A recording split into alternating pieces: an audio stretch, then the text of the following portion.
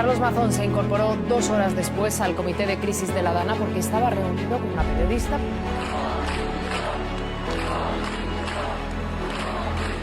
Señor Mazón, ¿vostè pot dormir per les nits? Nadie sabe Dana, el relat dels experts que van viure la tragèdia. Aquesta vesprada, per fi, anem a parlar amb Antonio Turiel. Antonio, jo primer de tot vaig a fer-te un reconeixement que ja hem fet en algun moment, i és que jo he estudiat tota la meva carrera llegint textos teus i eres per a mi tota una referència com a científic. I, bueno, pues, com a banda d'això, a la gent que ens va escoltar, li hem de posar un poquet en situació. Jo tinc anotat aquí que eres investigador científic i que, a més, eres divulgador de l'Institut de Ciències de la Mar del CSIC. Però, a banda d'això, jo crec que la gent que ens escolta ha de saber que eres una persona que molt actiu en estudis i en veure com podem reprendre la nostra relació, no?, en el territori en el que vivim, i com podem preveure una vida més llarga, més digna i més en comunió, com aquell que diu, amb el nostre entorn. No? Vaig a per davant, que jo tinc fins i tot així un poquet de nervis de la il·lusió. És que, clar, des de l'any 2000 que he estat llegint coses teues, mai pensava que la militància política em portaria a poder seure en tu i conversar tranquil·lament. Tinc algunes coses anotades, però segurament és possible que igual mos les votem, no? Saps que una dana va assolar València el passat 29 d'octubre i, bueno, nosaltres el que volem és intentar trobar explicacions de com hem arribat a aquesta situació e intentar buscar propostes de futur per a no tornar a trobar-nos en situacions com les que ens hem trobat, no? I en aquest sentit volem analitzar un poc com va passar la nit del 29 d'octubre, com se va actuar, com s'ha actuat en els dies posteriors, però és impossible separar això de com hem arribat fins ací, en quina situació estem, a on se situa València i lo important que és tota la situació de canvi climàtic que estem vivint front a aquestes noves situacions, no?, que fins ara no havíem pogut veure. No? Hem de preparar-nos per al futur, però això és impossible de fer si no recapacitem un poc sobre com hem arribat fins a aquest punt i com podem reconstruir. No? A mi m'agradaria aprofitar el teu coneixement al voltant de canvi climàtic i de la dana en concret i preguntar-te, de primeres, per què els fenòmens de la dana són cada vegada més freqüents i si pots fer de manera molt sintètica una explicació de què és una dana, perquè molta gent diu, ai, això ha existit tota la vida. Doncs, si de manera molt sintètica ens pots fer una xicoteta explicació del que... A veure, una dana, que són les sigles de depressió aïllada a nivells alts de l'atmosfera, bàsicament és una bossa d'aire fred que típicament ve del Pol Nord.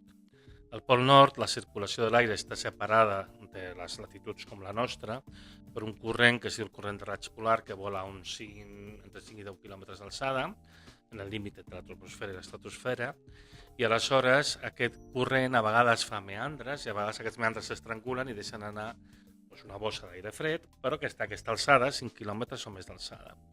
I aquesta bossa d'aire fred es comença a moure una mica a la seva bola i pot arribar a posar-se sobre la vertical de lo que és tota la costa del llevant espanyol. Aleshores, aquest fenomen de formació de bosses d'aire fred sempre ha succeït, això és veritat, aquestes bosses a vegades perquè s'estrangulen, aquests meandres d'aquest corrent es formen. Antigament era un problema molt gros perquè tu amb el baròmetre no veies que passés res, tot semblava normal, però que tenies una bossa d'aire fred a sobre el teu cap i si el vent bufava de llevant, com que aquí tenim les muntanyes molt a prop de la costa, un aire calent i humit carregat de la humitat del mar pujava perquè la muntanya l'obligava a pujar i de cop es trobava amb aire molt fred que obligava que tota aquesta aigua precipités i que hi ha les gotes fredes que es deien aleshores, precipitacions molt intenses i demés. Aquest fenomen, per la configuració, per l'orografia, sempre ha succeït aquí, això és cert, aquest tipus de fenòmens aquí es pot donar. El que és diferent actualment són dues coses que són importants. És a dir, no és que es puguin passar les danes poden passar aquí, perquè això en poden passar. Diguem, no, aquestes tempestes tan bèsties poden passar aquí, doncs això, per la combinació entre que vingui la bossa d'aire fred i la muntanya al costat de la costa. El que sí que estem veient és que aquestes bosses d'aire fred s'estan generant més sovint, entre altres coses perquè com que l'Àrtic s'escalfa més ràpid que la resta, aquest corrent estratosfèric es fa cada cop més dèbil i té més tendència a fer aquestes bosses, s'està llençant bosses contínuament d'aire fred i algunes els dona per passar per aquí. Aquestes bosses són més grosses perquè els meandres es fan més grossos, en la qual cosa l'embussament és molt més gros I a sobre, clar, tenim una Mediterrània molt més càlida que mai, que aleshores injecta molta més energia i fa precipitacions més intenses. Tot això combinat genera dos efectes molt clars. Un, les danes són més freqüents. Aquí, al País Valencià, hi va patir una dana l'any 19 que va afectar la zona d'Ontinyent i 5 anys després ha vingut aquesta molt més bèstia que ha generat això. Abans, el període de recurrència típic de les danes era dependent de la zona, entre 30 i 50 anys. Aleshores, no és el mateix tenir una dana cada 30 o 50 anys que tenir-ne una cada 5 anys o 10, no sabem encara quina és la freqüència, però sí que s'està observant que aquests embossaments es produeixen més freqüentment perquè, a diferència d'aleshores, ara ho podem mesurar amb mesures de satèl·lit, d'estacions meteorològiques i amb els modes numèrics i la veiem com es formen. Una, són més freqüents. Dos, són més grosses i amb més humitat, energia aportada pel mar. A la qual cosa, dir que sempre hi ha hagut danes és el mateix que dir, per exemple, que sempre hi ha hagut huracans. Clar, però si hi ha més i són més forts, la situació és pitjor. Doncs amb les danes passa igual, sempre hi ha hagut danes, sí, noi. Però ara hi ha més que abans i són més grosses i més potents i més violents. Per tant, això té ja una vinculació directa amb tota la situació de canvi climàtic que estem veient, tant per l'escalfament que tenim a la Mediterrània com el que estàs dient a la zona nord. És de veres que les podem observar millor que abans, però són molt més virulentes del que patíem fa uns... Però una cosa interessant és que amb els mitjans que tenim ara les podem anticipar, perquè el problema que hi havia històricament és que tu no la veies venir, la teies en alçada, no la veies venir, no la notaves. Ara, nosaltres, amb les mesures que tenim, els models, les veiem com es formen i les podem començar a veure 10 dies abans que arribi. De fet, jo recorde en informatius i en l'EMET, en avisos, s'estava dient pràcticament una setmana abans, ve una dana, ve una dana. O sigui que sí que hi havia una possibilitat de tindre una certa previsió al que podia vindre. És cert que, com moltes vegades escoltem, ve una dana i de vegades no és tan virulenta com esperem, això a algú li pot semblar que no era tan sumament important. Jo vull pensar que cara al futur, quan se torna a escoltar parlar d'una dana, passarà com va passar la setmana següent en València, que venia una dana i els carrers estaven deserts. Clar, però quin és el problema de la dana? La dana és un ingredient que tu necessites per tenir tempestes molt fortes, però no vol dir que necessàriament es produeixin, perquè hi han de concurrir altres factors, no? I aleshores, és la imatge que jo he posat a la compareixença a l'Ajuntament, és bàsicament com que tens volant per sobre del teu cap un barril de pólvora. Això no vol dir que hagi d'esclatar, però evidentment és un risc molt gros. Allà tens una situació extremadament perillosa. I aleshores, el que passa amb els riscos és que el risc el que s'ha de fer és gestionar. Si jo t'he dit a tu, si vas per aquell carrer o per aquell camí, allà hi ha escurçons i te poden picar i te poden matar. Aleshores dius, ostres, doncs potser millor no passo. Després passa un home, doncs mira, vas passar l'altre dia i no va passar res. Dic, ja, però algun dia et picaran, et mossegaran i moriràs. Aleshores, amb els riscos el que es fa és gestionar-se. S'han de gestionar els riscos per evitar-se. I aleshores més val prevenir que no passi res que després lamentar que, mira, doncs aquesta vegada sí que va tocar. De fet, estaves parlant de la dana del Dàneu, que va afectar a Ontinyent, però també va afectar molt a Oriola.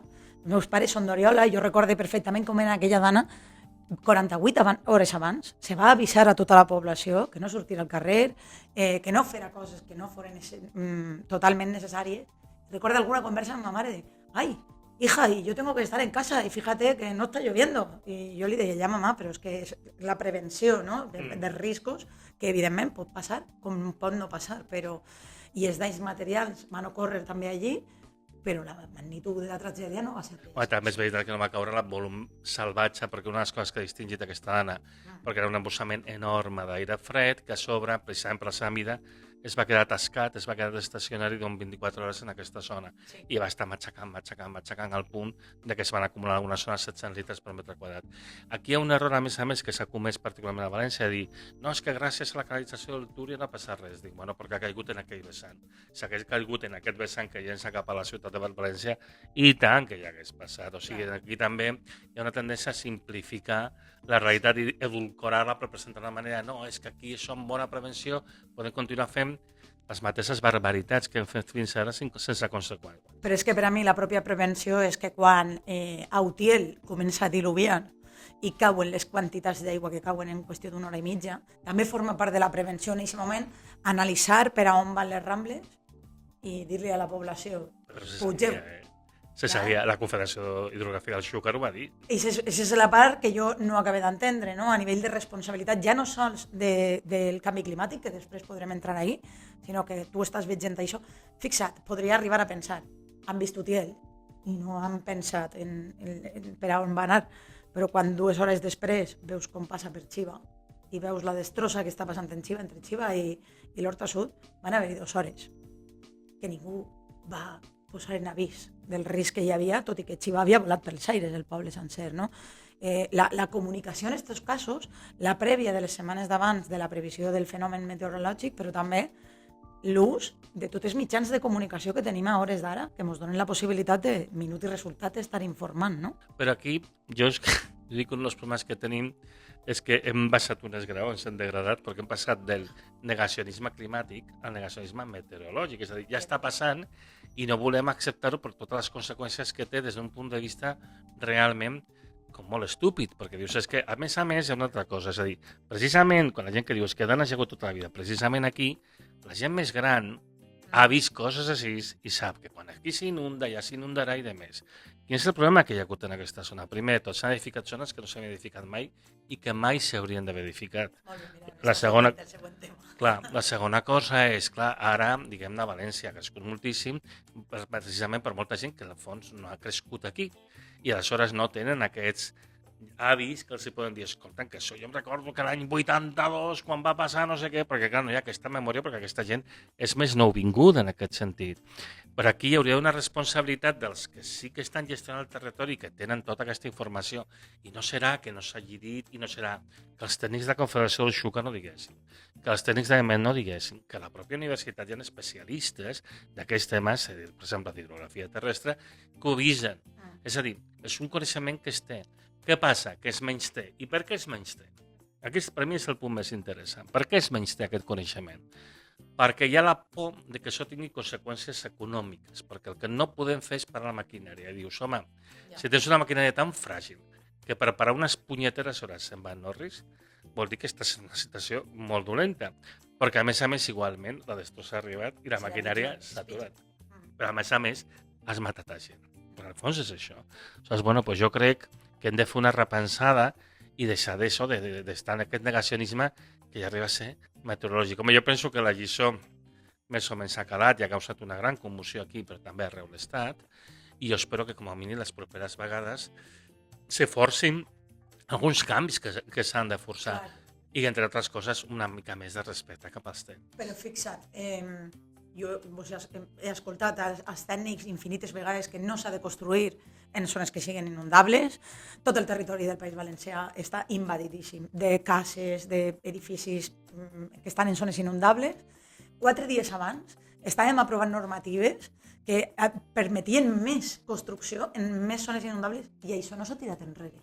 I no hi ha ni tan sols el plantejament de tirar-ho enrere. Vull dir, ara només que se parla de canalitzar, que els barrancs estiguen en més formigó encara, que córrega l'aigua, que fem branques, tot uns plantejaments hidràulics que crec que poden combinar bé amb les solucions que són de revegetació i de retorn a la natura, però el que és la confrontació amb la part econòmica, la part d'urbanització, que al nostre territori ha sigut arrasadora, no hi ha un qüestionament d'això.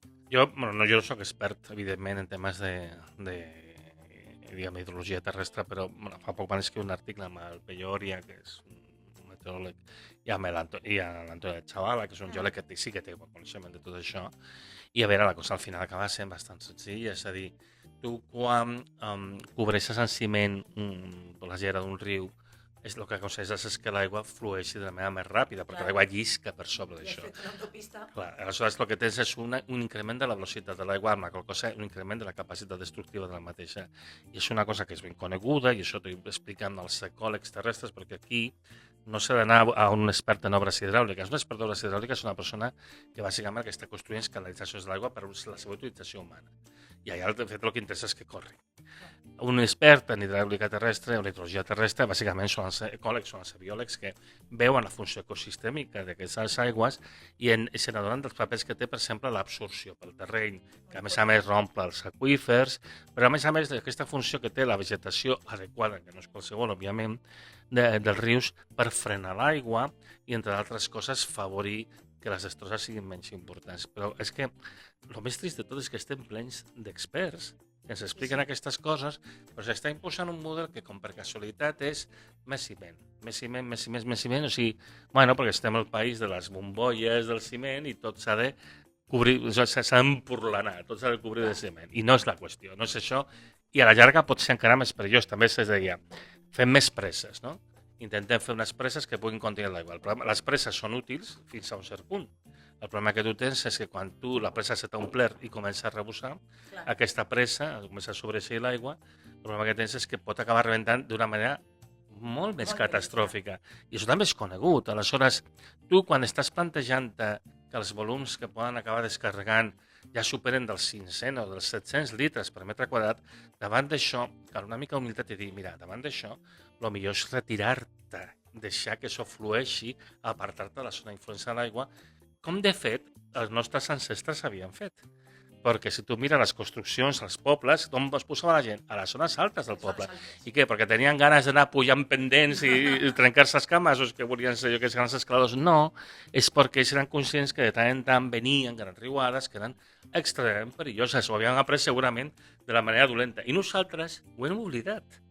I això és el més trist, per tota la població que ha vingut nova, però també perquè hi ha una responsabilitat dels gestors del territori de, home, aquest coneixement es té, s'ha de mantenir i no s'ha de permetre que s'edifiqui. A mi em preocupa moltíssim que tota l'estona aquí estem parlant de la reconstrucció, quan més que tornar a fer, el que hem de fer és fer d'una manera diferent. I una cosa que és molt dura i molt complicada de dir, és a dir, potser el que s'ha de fer és abandonar certes zones, a fer una retirada estratègica, dient, aquí és que mai haurien d'haver entrat perquè això serà un cúmul de problemes. Jo estic convençut que molta de la gent que viu en aquests pobles, el que pot, intentarà marxar d'allà.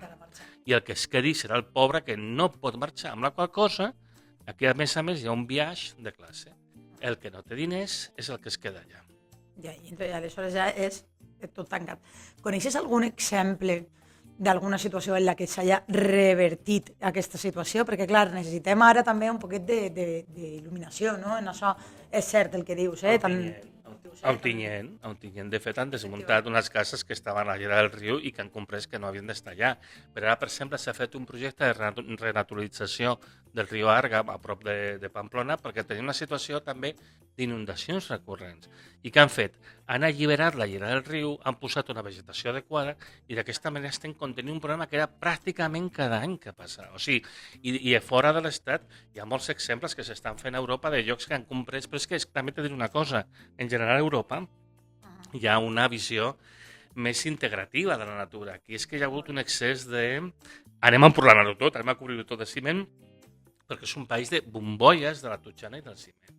I és una mica la idea que ens hem de treure d'aquí. Però a mi, el que al final m'acaba preocupant més és a totes les persones que estàs posant en risc, que a més, com dic, generalment, no sempre, però generalment estem parlant de persones de rentes baixes, persones que realment no troben cap altre lloc que se puguin permetre. Sí, no, i a més cada vegada més. És cert que quan vas als pobles que han sigut molt afectats, veus com tota la gent que viu en cases baixes s'està repetint el que pot se'n va.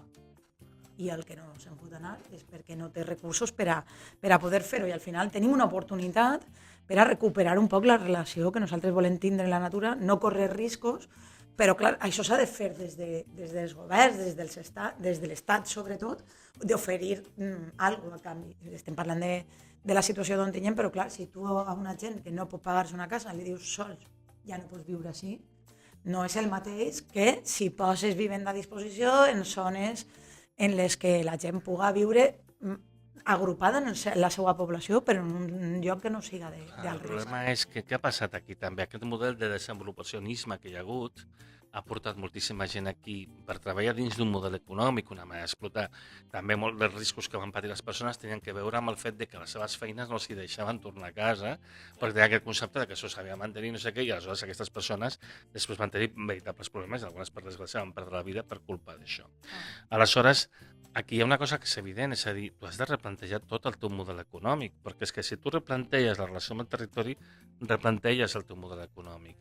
I aquí és un meló que, evidentment, ningú no vol obrir, a part pel cost econòmic bestial que té reallotjar tota aquesta gent, és que dius, és que potser aquest model de créixer sempre és un model abocat al fracàs més estrepitós i l'hem d'aturar, però és que ningú no vol sentir a parlar d'això. Ja, jo tinc una sensació, i a més a la gent que fem política en primera línia, se mos retrau en moltes ocasions això, no? Com que no hi ha valentia per a dur endavant polítiques d'un canvi de model i fins i tot de creixement, que és una paraula que en espai polític està com hiperdenostada, tot i que a mi m'apassiona, no? Des de Compromís nosaltres hem intentat posar polítiques de creixement i de renaturalització en marxa durant tots els anys que hem estat en el govern. En concret, en la ciutat de València hem apostat molt per polítiques que funcionen sota uns criteris completament diferents. Hem fet una aposta per un port de València que siga respectuós en la ciutat i que aposte per un model econòmic que no siga el de créixer. Però també és cert que el que ens trobem en moltes ocasions és rebuig per part de la ciutadania, no? Tenim una sensació de que necessitem un plus i una capacitat de fer pedagogia i de convèncer a la gent en aquest sentit, no? Perquè són polítiques de llarga duració que al final van tenint reconeixement i nosaltres pensem que la política s'ha de fer així. Hi ha un problema que evidentment és molt difícil de lidiar i és, partint de la situació actual, que estem encara immersos en un sistema econòmic orientat al creixement, apostar pel decreixement implica contracció econòmica i implica descens d'activitat, i això, sense sortir d'aquest paradigma econòmic, que el que busca és la maximització del benefici, no del benefici social, aleshores, el problema que te trobes és que implica desocupació. I, evidentment, la gent, com és lògic, no vol la desocupació i ho perceben com un atac directe, fins i tot les persones treballadores ho perceben com un atac contra ells. Clar, el que també s'ha d'explicar és que fem el que fem, tindrem una situació inevitable en què això començarà a descendre, tant si volen com si no, i és una situació que en el fons ja estem començant a viure en algunes zones a l'Estat. Estem veient, per exemple, entre la inflació, l'increment del preu dels pisos, de lloguer, etc., la gent s'està empobrint a unes velocitats que realment no poden mantenir-se dins el sistema. I això és una cosa que els anys que vindran inevitablement anirà a més i a més. Quan un està fent una aposta per un decreixement no és una aposta per un descens d'activitat, és per un replantejament del model productiu perquè es pugui encabir tothom amb una feina digna, però no en un paradigma que necessita beneficis creixents, sinó beneficis socials creixents. Clar, de fet, això nosaltres ho combinàvem molt també amb la reducció de la jornada laboral, cobrant el mateix i en un model en el que se redistribuïsca molt més la riquesa. Jo crec que ahí tenim un paper pendent que jugar i en el que crec que si som capaços d'encaixar en la gent se podrà acoplar, que això és molt més enriquidor per a una gran majoria social. Però tu pensa que el problema principal, si tu dius, per exemple, la reducció del temps de treball, per l'empresa, l'empresa es torna menys competitiva i l'empresa no està interessada en això. Clar, un problema, a mi me passa molt, jo dono moltes xerrades i participo en molts actes cada any, i últimament m'està passant que aproximadament com el 20% dels actes i xerrades als que participo són demanades per empreses en general del sector productiu, perquè estan preocupades, perquè estan veient que tenen problemes per sobreviure, per poder continuar fent la seva activitat. Aleshores, jo crec que ara mateix hi ha una certa consciència, un cert brou de cultiu, si vols, que hauria de permetre que algunes empreses facin aquest pas de dir jo no estic buscant maximitzar el benefici, jo estic buscant fer una estratègia que realment permeti que l'empresa no se'n vagi en orris, perquè és que moltes empreses estan arriscant-se en els orris. I aleshores el que ha de fer també aquesta empresa és una renegociació del contracte social de jo m'implanto en un territori i sobrevisc perquè la gent aposta per mi i jo aposto per la gent. Entrem en una simbiosi en la que jo m'asseguro aquest benefici social que jo deia abans, al mateix temps la gent d'alguna manera es compromet a comprar-me a mi perquè aquesta empresa es mantingui en ocupació. Ja no és una empresa que el seu objectiu és créixer i generar beneficis creixents, sinó que és una empresa que el seu objectiu és integrar-se i generar benestar localment. Però aquesta discussió sense implicar a les pròpies empreses és molt complicat. En un entorn com el que estem ara, no, tu has de competir en el mercat global, has de ser no sé què, doncs clar, les empreses, qualsevol cosa, per exemple, la reducció de la jornada, ho perceben com un atac perquè dins d'aquell marc, evidentment, és dolent per elles. I aleshores és que no hem de redefinir el marc, i el marc, per exemple, ha de ser netament molt més local. I és un marc de coexistència, de simbiosi, i al final una cosa molt important, de sostenibilitat. Moltes de les empreses avui en dia, si no canvia les circumstàncies, tancaran com estan tancant massivament a Alemanya. Alemanya, que ja encadena 2 anys en recessió i que està veient com Siemens, com BASF, com Volkswagen, totes aquestes empreses estan anunciant EROs perquè realment ja no poden mantenir-se en aquella idea. Llavors, bueno, doncs dius, no, anem a apostar doncs una empresa més integrada en el teixit local, amb una producció més local, però que hi ha aquesta simbiosi i nosaltres la mantenim perquè és la nostra empresa que ens genera benestar. De fet, ara el que estem veient en les zones afectades és que aquelles empreses que donen servei a coses més localitzades tenen més capacitat de tornar. De fet, l'entorn, com ha patit directament, està molt més implicat en que aquestes empreses tornen a tindre negoci, a comprar. Hem fet una campanya de reprendre el comerç local i tot el que suposa comerç local de proximitat per a les nostres necessitats de prop té capacitat de refer-se. Una altra cosa és el que està lluny, perquè se relocalitza. No? Te volia preguntar, Antonio, perquè se mos queda curta la conversa, 2 preguntes. La primera és, te va sobtar un poc, però vos preguntem a tots els nostres convidats a on estaves, si recordes, què estaves fent el dia 29 d'octubre a les 8:11 de la nit. A les 8:11 de la nit del 29 d'octubre. Pues, més o menys me'n recordo, no estic del tot segur, però jo me recordo que just el dia d'abans havia anat a TV3, al programa d'Elena García Merero, que és molt seguit, el Tot es mou, i jo ja tenia, diu, ostres, és que, en veritat, jo més me'n recordo que estava amb una sensació d'aquestes de... diu, això no té gaire bona pinta, no? I això, perdó, això va ser el propi 29 d'octubre al dematí, ¿vale?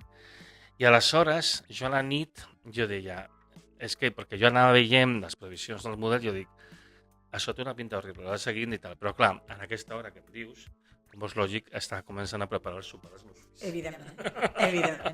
La diferència entre els que estàvem aquí és que tots ho vinculem molt en que ens va sonar l'alarma del mòbil a les 8:11 i en el 80% de les ocasions hi ha gent que te contesta que ja estava en una situació de punt de no retorn. Per això també la pregunta nostra, no? Evidentment, en tu també ens interessa molt per saber quina era la connexió que hi havia en la resta del territori amb la situació que estàvem vivint. Jo estava molt angoixat perquè, clar, jo del dia d'abans havia vist que la provisió era de 400 litres per metre quadrat i jo sé el que es posa això. O sigui, és que la gent, jo entenc que cadascú viu, però, per exemple, jo a Figueres, que som vist, que hi ha al nord de Catalunya, amb la propera frontera francesa, el poble de Salvador, nosaltres vam viure una situació de que van caure en 12 hores l'any 2014 i van caure 260 litres per metre quadrat en 12 hores. Jo recordo que jo tornava, és que va ser supercuriós, jo he estat en un congrés i estava a la seu de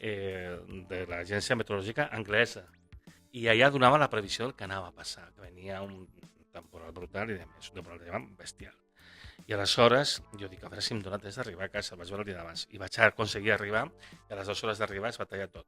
Un tren, carreteres i demés. I la Rambla de Figueres va rebentar, de tanta aigua com va arribar a passar. I eren uns 240, 260 litres per metre quadrat. Clar, per això t'ho dic, és 400. I clar, és que els informes ja parlaven de 400, i és que la gent no és conscient del que és això. Vam arribar a més. Va arribar a 700 i pic. O sigui, és el doble, eh? Sí, no, però és que han de pensar una cosa, o sigui, 200 és molt perillós, 400 és catàstrofe segur, 700 no sé com qualificar-ho. Pues, un drama. I ja per últim, d'una manera molt sintètica, te demanaria màxim 3 propostes per a que això no torni a passar. A veure, jo te les dic des del punt de vista tècnic. Una altra cosa és que lo implementable és que siguin políticament. Hi ha coses que són de sentit comú, absolutament. Primer, hem de fer una retirada estratègica, sobretot en zones que són extremadament crítiques. És a dir, s'ha de no només abandonar els edificis que estan en certes zones, sinó fins i tot demolir-los i tornar a fer una llera, s'ha de reneutralitzar això. Això és una cosa. Després s'ha d'acabar en aquesta idea absurda de hem de netejar les lleres dels rius, que és absurd, perquè això és un ecosistema i no oblidem, la vegetació té 2 funcions. Una, frena el pas de l'aigua, però una altra és que ajuda que aquesta aigua sigui absorbida pel terreny a través dels arrels i això romple els aqüífers que tenim els problemes que tenim. Doncs, caram, jo crec que és una cosa que és de sentit comú. I la tercera cosa és que aquesta jo entenc que és encara més difícil, però que és fonamental. Un dels problemes grossos que hem tingut és que tenim un model de mobilitat basat en el cotxe privat, que a part de generar tota la brossa que ha generat i tots els problemes i les contaminacions que ha generat i els problemes que generarà el futur, té el problema que implica un sobredimensionament d'infraestructures i les infraestructures a vegades fan de barreres que afavoreixen l'acumulació de l'aigua i desviar l'aigua cap a certes zones que més. Aleshores, el model de mobilitat s'ha de repensar per complet. Això no es fa d'avui per demà, és extraordinàriament complexa, és extraordinàriament difícil. Igualment ha de passar perquè estem començant a patir un descens de la producció de combustibles derivats del petroli i ens hem d'adaptar el més ràpid possible. Però jo entenc que això s'ha de planificar, però que també és una manera d'evitar que aquestes barreres, aquestes presses que redirigeixen l'aigua al lloc que no toca, a part de que en situacions d'emergència d'evacuació, si tens menys cotxes és més fàcil. És més fàcil. Doncs, Antonio, t'agraeix molt perquè, a més, crec que ha sigut de les persones més directes en 3 propostes que són molt agosarades, però que és de veres que fan un canvi radical cap a la millora de la vida de tots i totes els que vivim en aquestes zones. Nosaltres ens ho anotem i ara, quan en 2027 tornem a governar, apostarem per aquest transport públic, apostarem per aquesta revegetació i apostarem per aquest respecte, no, al medi ambient, que jo crec que sense ell no serà possible continuar vivint en una zona com la Mediterrània, com és València, que és hipertensionada per la situació de canvi climàtic, encara que només que siga perquè els nostres fills puguen continuar vivint en aquest terreny que és tan meravellós, no? Per tant, doncs això, tornar a revegetar, tornar a respectar l'encabiment de la nostra natura i buscar un transport públic que siga més just per a tots i per a totes.